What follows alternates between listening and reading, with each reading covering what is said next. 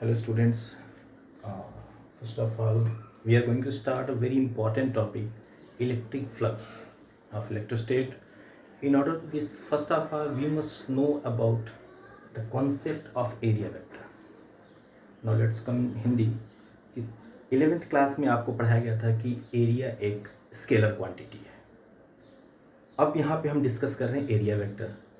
तो अब हम ये जानना है कि किन कंडीशंस में हमें एरिया को एक वेक्टर क्वांटिटी के तौर पे ट्रीट करना है.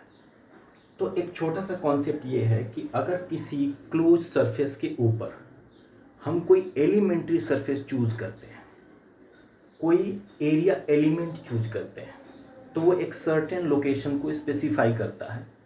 तो उस एरिया एलिमेंट को हम एक वेक्टर क्वांटिटी के तौर पे ट्रीट करते हैं.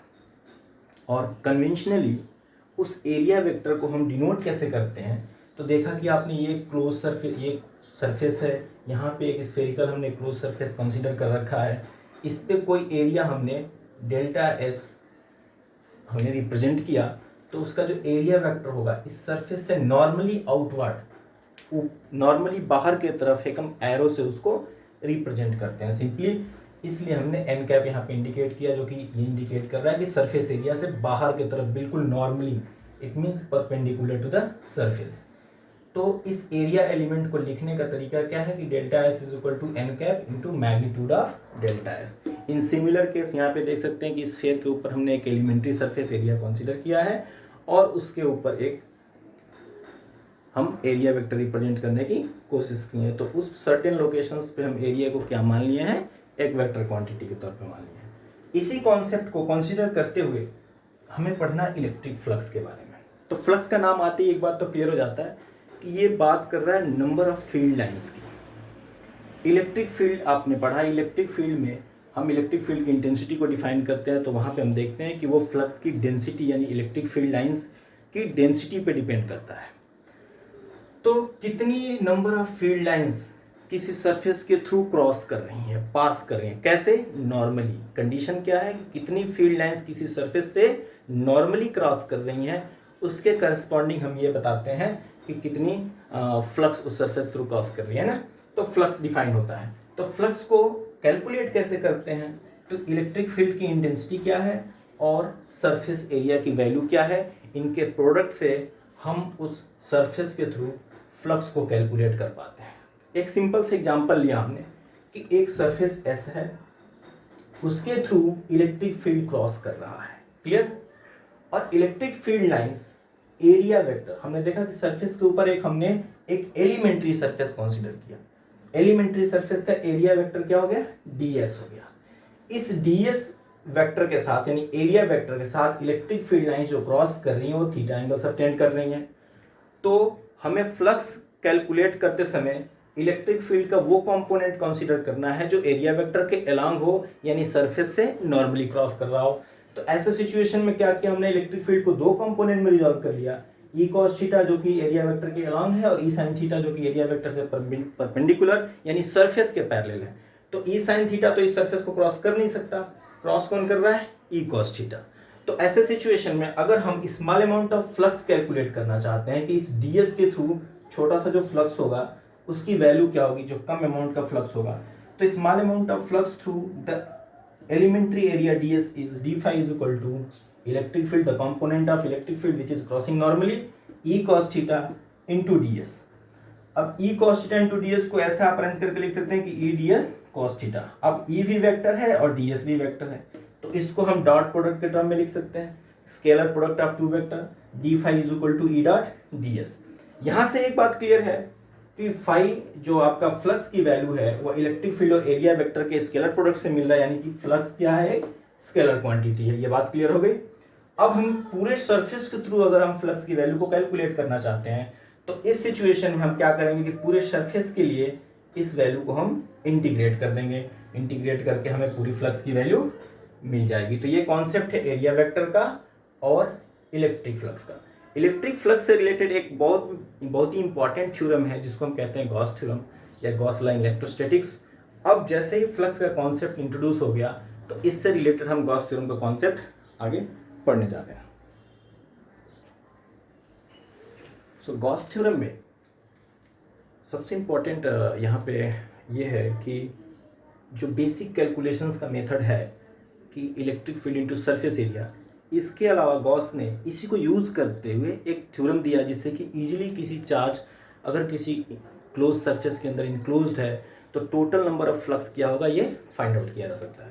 तो ऐसे सिचुएशन में स्टेटमेंट पे पहले हम फोकस करेंगे गॉस थ्योरम का स्टेटमेंट क्या है। तो स्टेटमेंट ये है कि किसी भी क्लोज सरफेस के थ्रू जो total number of electric flux होगा वो 1/ε टाइम्स टोटल चार्ज इनक्लोज्ड, यानी उस क्लोज सरफेस में कितना चार्ज इनक्लोज है उसके 1/ε टाइम्स इक्वल होगा फ्लक्स की वैल्यू।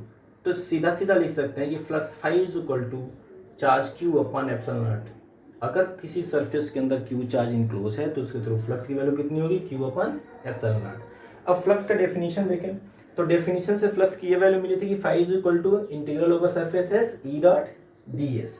दोनों ही फ्लक्स की वैल्यू है तो दोनों को कंबाइन करके ये एक स्टेटमेंट हम लिख सकते हैं कि ये डेफिनेशन से और ये गॉस थ्योरम से। अब गॉस थ्योरम वैलिड है कि नहीं उसको हमें प्रूफ करना है, प्रूफ करके देखना है कि गॉस थ्योरम जो स्टेटमेंट दिया है वो सही है कि नहीं। तो प्रूफ में देखा कि सबसे पहले हम सपोज करते हैं कि एक चार्ज है, एक पॉजिटिव चार्ज Q है, किसी पॉइंट O पे लोकेटेड है और इस पॉइंट चार्ज के वजह से इसके ऑल अराउंड कितना टोटल नंबर ऑफ फ्लक्स है ये हमें फाइंड करना है। तो इसके लिए क्या किया कि हमने सपोज किया कि ये चार्ज किसी स्फीयर के सेंटर पर रखा हुआ है, किसी स्फीयर के सेंटर पर रखा हुआ है और किसी पॉइंट को कंसीडर करते हुए एक पॉइंट हमने कंसीडर किया r डिस्टेंस पे और उस स्फीयर को हमने ड्रॉ किया और ये जो स्फीयर ड्रॉ किया इसको हम कहते हैं गॉसियन सरफेस। क्या कहते हैं? Gaussian surface. गॉसियन सरफेस का मतलब ये होता है कि किसी भी चार्ज के ऑल अराउंड एक ऐसा सरफेस, ध्यान से सुनिएगा, कि किसी भी चार्ज के ऑल अराउंड एक ऐसा सरफेस जिसके हर एक पॉइंट पे इलेक्ट्रिक फील्ड की वैल्यू कांस्टेंट हो और इलेक्ट्रिक फील्ड का डायरेक्शन हमेशा उस सरफेस से नॉर्मल हो, मींस परपेंडिकुलर हो। तो ये स्फीयर एक गॉसियन सरफेस हो गया क्योंकि इस सरफेस का हर एक पॉइंट सेंटर से इक्वल डिस्टेंस पे इलेक्ट्रिक फील्ड की वैल्यू इक्वल होगी। एक पॉइंट P कंसीडर करते हुए r रेडियस का हमने एक गॉसियन सरफेस ड्रॉ कर लिया और इसके ऊपर पॉइंट P के अराउंड हमने एक पॉइंट P के अबाउट एक एरिया एलिमेंट कंसीडर कर लिया ds, जो कि इस एरो से इंडिकेटेड है। पॉइंट P पे इलेक्ट्रिक फील्ड की वैल्यू क्या एज्यूम किया? E है कि पॉइंट P पे इलेक्ट्रिक फील्ड की वैल्यू E है जो कि एरिया एलिमेंट ds के थ्रू क्रॉस कर रहा है, एलिमेंट्री एरिया जो ds है उसके थ्रू क्रॉस कर रहा है। तो इलेक्ट्रिक फील्ड की वैल्यू पता है आपको कि इलेक्ट्रिक फील्ड की एक्सप्रेशन क्या हो गया? Q चार्ज से r डिस्टेंस पे 1/4πε0 Q/r²। r कैप इंडिकेट कर रहा है कि along the radial line. Magnitude की बात करें तो हमें इस r कैप को लिखने की जरूरत नहीं है। अब इस एरिया एलिमेंट के थ्रू फ्लक्स कितना होगा ये जान लें तो क्या होगा? d phi is equal to E dot ds from the definition. पूरे स्फेरिकल गॉसियन सरफेस के थ्रू कितना फ्लक्स पास कर रहा है ये जानना है तो total flux phi is equal to integral over surface S and E dot ds। Electric field की वैल्यू हमें सब्स्टिट्यूट करना है, सब्स्टिट्यूट किया हमने and now we are going to integrate the surface area ds over the whole surface. अब ds किसका elementary portion इस sphere का है तो इंटीग्रेट करेंगे तो we will get the surface area of sphere. तो ds का इंटीग्रेशन क्या मिलेगा? 4πr²।